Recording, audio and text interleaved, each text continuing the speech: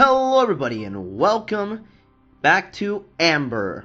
Because apparently I read I talked to the creator of the game, and they said that that Amber is pronounced without the E. So I'm going to assume that that that it's pronounced Amber. So, alright, let's keep reading because remember last time Amber took a bit of a sad turn there. One evening, when he was feeling more tense than usual, he dared to yell at the young lady who was doing her best to appear attractive. He immediately regretted it, but the deed was done. Amber's voice was trembling dangerously. Getting close, he noticed her frantically shaking her hands. Eyes wide open, soaked in tears, she exploded. I'm sorry. I want you to love me. I want you to look at me. Why don't you ever look at me? I'm not good enough, is that it? I will never be as good as she was, will I? She? Oh, I get it. So, okay. So, what happened up until her breakdown, from what my understanding, from how I'm interpreting the story, what happened when we were watching the young girl version of Amber, this is like how do I explain this correctly? I think I have the right idea. Basically, what we saw first when she was from the version in which she was a little girl, that is that what I don't know how to explain it, but I think I get what's going on here. Basically, we are reliving the events that we just saw a couple of episodes ago, except this time we're viewing it through the eyes of Tristan. Because last time we were viewing it through the eyes of Amber. Now we're viewing it through his eyes. And, of course, we know that she's not really a little girl now. So, I think that that's what's going on right here. So, okay. She? But Amber, who are you talking about? Dumbfounded, Tristan held her in his arms as tightly as he could. Maybe it's... I think that's what's going on, because there's a lot of repeating narrations.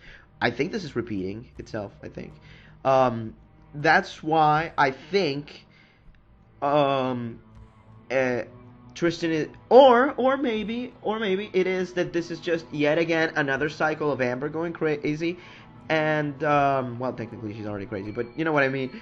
And Tristan is just playing along and, helping the cycle go over and over again. So, whatever. No, he definitely couldn't understand. He couldn't understand such intense and sudden subs. He only loved one person in this world. Only one. For a second, that she had been beaten someone else. Reassured by his gestures, Amber wanted to explain herself. Your wife. I can see her departure left you very sad. I wanted to bring a smile back to your face. What I'm weirded at is, I'll talk. I wanted to take her place so you'd forget about her. For a split second, Tristan Mallory was breathless. It was surreal. He would have pinched himself to make sure he wasn't dreaming, but no. The pain in his chest was far too real, too pitifully carved in him. Amber, locked up in her little girl's dream, was becoming jealous of herself. Okay, so it is repeating... so it is repeating what we just witnessed. This is not just another cycle. So it's repeating everything we just went through with little girl Amber, only from Tristan Mallory's perspective. I think that's what's going on. She was trying to surpass her happy alter ego of the past. She was trying to remove herself from her husband's memories as if to rewrite the past, like some form of unconscious suicide. I'm going to say this is foreshadowing. This story is too good. I think... How could he answer such a declaration? How could he find the right words? Catching his breath with difficulty, the 30-year-old man took Amber by the shoulders and looked her in the eyes for a long time. He had to wake her up. He had to make her realize. He had to think of a way to tell her. After a sigh, he affirmed, "Listen, I will never be able to forget my wife, all right? It's impossible. But that doesn't mean I don't want you. The exact opposite, actually. You're very dear to me, Amber. I got so used to calling her Ambre. You hear me? I need you. You already have her place." Oh, what? So please stop crying. Don't make it harder than it is. The young girl shyly dried her tears. Her features changed to an adorably naive expression. She looked sincerely despaired. You're okay with me? What made you think I'd abandon you, huh? Nothing, it's just that you seem to love her so much. I'm a bit jealous. Why is that? I don't know. When I look at those pictures, I can't help but tell myself I must absolutely make you happy. I think I love you. Tristan felt all the courage and determination he had worked up melting, and he started sobbing as well. Did she recognize him? Just a little? Was that a sign from her subconscious that she began to get a grip of herself? But I love you too. It's always been like that. I love you so much it makes me sick. For real? You're not treating me like a kid? Of course not. Then prove it. How should I? Show me you love me like a man loves a woman. Amber seemed dead set on it. Tristan slowly and softly kissed her lips. The warm and pleasurable feeling went to his head. For a few seconds he felt as if he was holding his wife in his arms. He thought she had really come back. The delicate vanilla-scented skin reminded him of the happy days, long afternoons spent in the sun, of laughter, of peaceful evenings under the light of the stars, or by a fire, or beneath a shared umbrella in a storm. She was there, so close, so far, within a finger's reach. He only had to close his eyes and believe in this dream. The illusion smiled faintly at him, and at this limit, he embraced her. If only you knew how much I loved you. He had so many things he wished to tell her, so many that the words got stuck in his throat, unable to escape. So, since he lacked the words to make her understand what he was feeling, he used his body. As dawn's rays of light crept through the window, Amber was profoundly asleep, lying atop of Tristan's still lukewarm body. Eyes surrounded by dark circles, the weight of regrets, of fatigue he couldn't get rid of. He stared at her with a sad smile on his face. It was only a dream, right? When you wake up, you'll be a kid again, right? The only answer he got was a light groaning, softened by such a serene face. He left a kiss on her fresh cheeks. As soon as he did, the sleeping lips spread to form a happy smile. I wonder what you're dreaming about. Say, won't you invite me over there? Tristan Mallory was tired of the infernal circle that broiled his prayers in a permanent cacophony. Once more, to please her, he mimicked the fake wedding ceremony without telling her. It was a fake joy. Never again would the fresh, innocent smile of the pictures return. The masquerade dragged on until the final act. Amber asked to have kids again, and her discovering the truth one way or another would invariably make her go mad, since her obsession was so strong. To counter the numerous relapses, the 30-year-old man often went to the hospital with his wife to discuss with the psychiatrist in charge of her, and to discuss the eventual progresses. So, Tristan, How's Amber lately? Did you get a little better? Still nothing. The doctor frowned, but it was a compassionate expression. He was in charge of the Mallory case for some years by now, and he felt particularly powerless in front of such avoidance on part of the young lady. He had tried it all without success. You never know.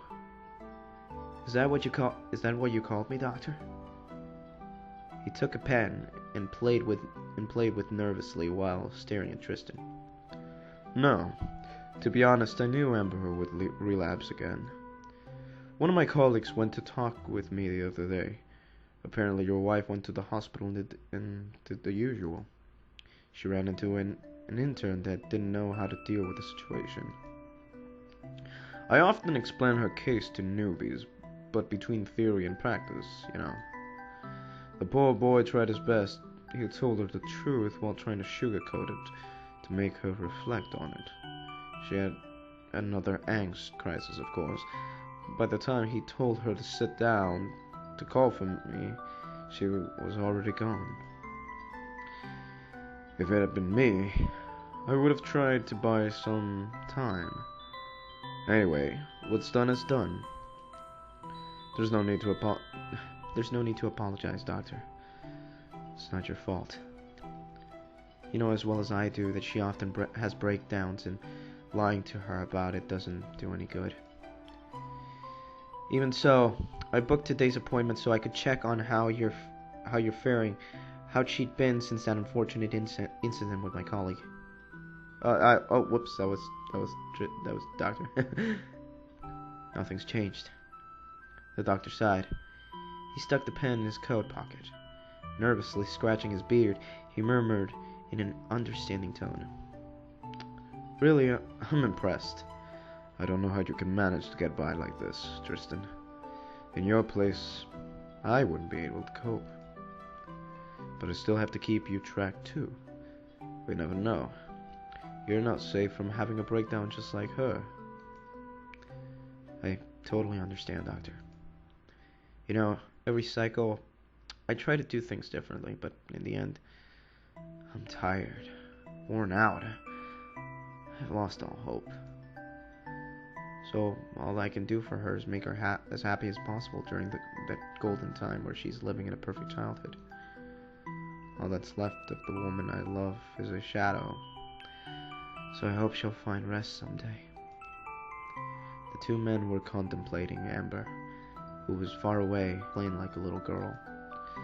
Suddenly, sometimes I wonder if she's ever going to get out of that prison she built around herself to avoid suffering. Will she accept and face the outside world? Or is she going to live in that eternal golden dream where everything's perfect forever?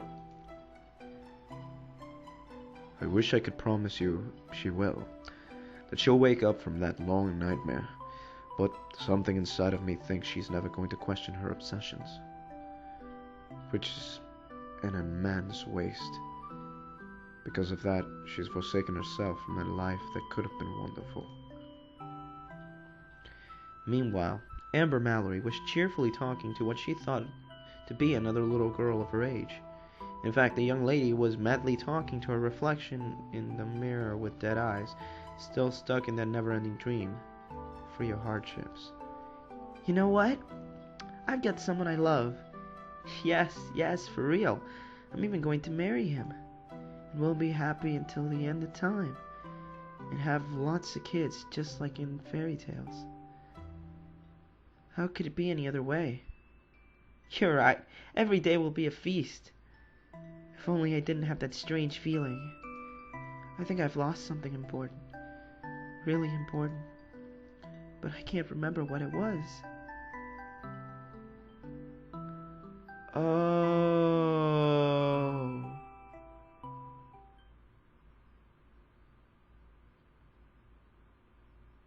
Oh, I didn't know I was this close to the end. Wow.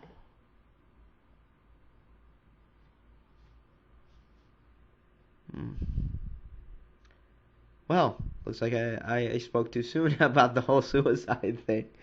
Oh, well, I guess I. No, then again, yeah, looking back, that sounded like a bit of a cliche. But wow, this is this is awesome, you guys. This is really really good.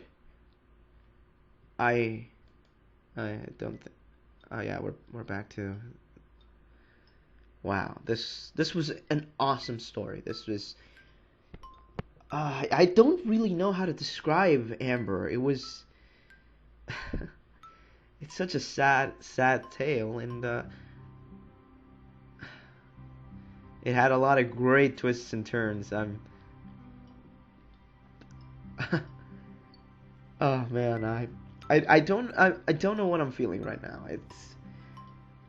I've never been the type of Christian person to be like on the verge of tears or anything, but wow, that ending really got me. You know, I don't know if my if no if you guys noticed it in my voice while I was reading Amber's last dialogues.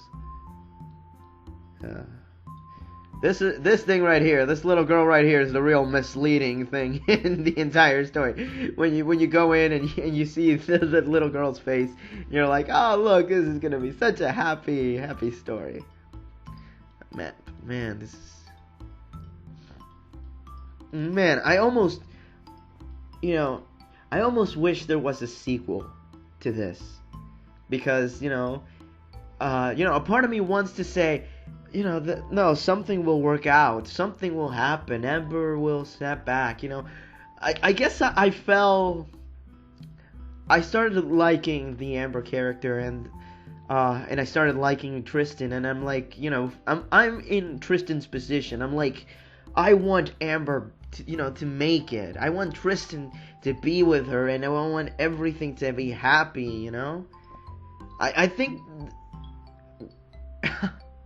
When that a story, personally, that a story is good when you know that you want a continuation of the story, but at the same time, that a continuation of the story might diminish a lot of what makes this entry so interesting. What makes the ending so powerful is that there's a very good chance that Amber won't come back. That at least the sane girl that Tristan married, that she's not going to come back. So, a part of me is kind of hoping because I wanna see everything get together. I mean, it's not that I want to. I don't think I want a sequel. What I was really, part of me wants the happy ending, but it's not that I didn't like the ending. It's not that at all. The ending was brilliant. It's just it's that feeling you got when when you love the characters and you want them to end well and it doesn't end well and you're like, oh god, it sucks. But still, that does not diminish the awesomeness that is this story. I wish I could have better adjectives to describe this story apart from like awesomeness or something as simple as that. But yeah, Amber is just a really great story. I will. You know what? I'm gonna go back and I'm gonna change and I'm gonna go back to the descriptions of my other videos and leave links to the game to Game Jolt, so you guys can download Amber and read it if you want. I don't know if okay, here's the thing. So if you you guys obviously watch me read it till the end, there's a very good chance that obviously you guys already know the story, so there's really not much else you might want to do with the story. But I still say you guys should download it and read it. So anyways, this has been D Skull Gaming, and I'll see you guys next time.